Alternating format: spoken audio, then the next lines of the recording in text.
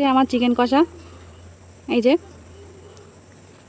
Tata বন্ধুরা, দেখা হচ্ছে নেক্সট ভিডিওতে। নমস্কার বন্ধুরা, প্রিয়াঙ্কার রান্নাঘরে সবাইকে স্বাগত। আজকে আবার হাজির হয়েছি। আজকে রান্না করব চিকেন কষা।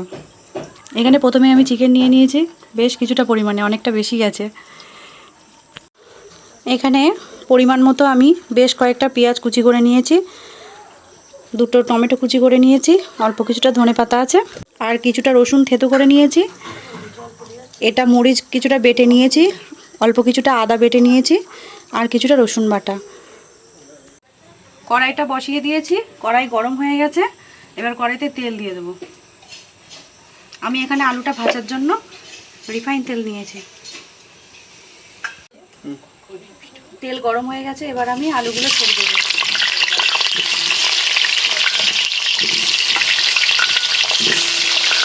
এবার এতে অল্প একটু লবণ দেবো।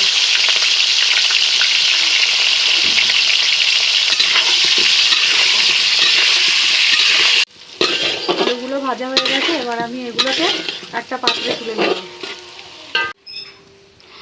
তেল গরম হয়ে গেছে, আমি এখানে বেশ কিছুটা লঙ্কা নিয়েছি, শুকনো লঙ্কা, কটা তেজপাতা আর গোটা গরম মশলা, এগুলো আমি গরম তেলের মধ্যে দিয়ে দেবো।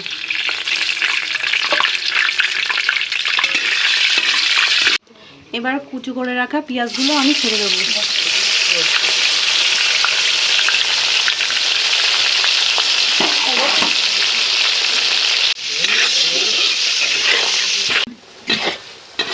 পেঁয়াজটা ভাজা হয়ে গেছে, এবার আমি এর মধ্যে থেতু করে রাখা রসুনগুলো দিয়ে দেবো। পেঁয়াজ রসুন ভাজা হয়ে গেছে, এবার আমি এর মধ্যে রসুন বাটা, আদা বাটা,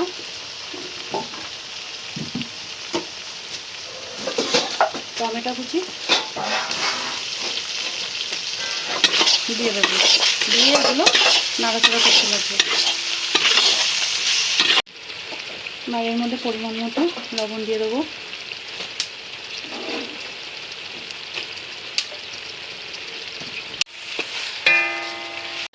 মশলাটা কষানো হয়ে গেছে, এবার আমি এর মধ্যে মাংসগুলো দিয়ে দেবো। মাংসগুলো সব কড়াইতে দিয়েছি, এবার আমি এগুলো নেড়ে নেবো। এবার এর মধ্যে হলুদ গুঁড়ো দিয়ে দেবো পরিমাণ মতো,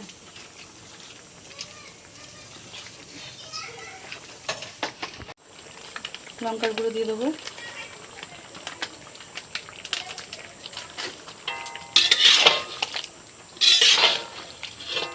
এটা ভালো করে কষিয়ে নেব।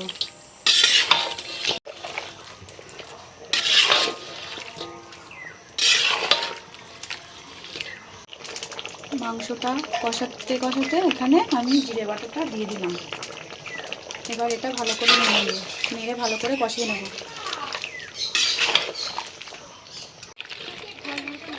মাংস কষা হয়ে গেছে, এবার আমি এর মধ্যে জল দিয়ে দেবো।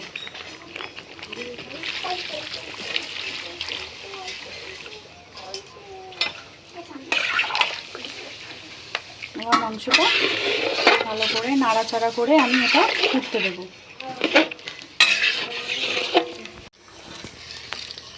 মাংস রেডি হয়ে গেছে, এবার আমি এর মধ্যে গরম মশলা দিয়ে দেবো।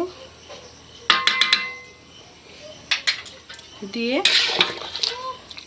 নামিয়ে নেবো। এবার আমি এখানে বাটা মশলা ব্যবহার করেছি। রেডি হয়ে গেছে আমার চিকেন কষা। আবার দেখা হচ্ছে পরবর্তী ভিডিওতে। ভালো থাকবেন।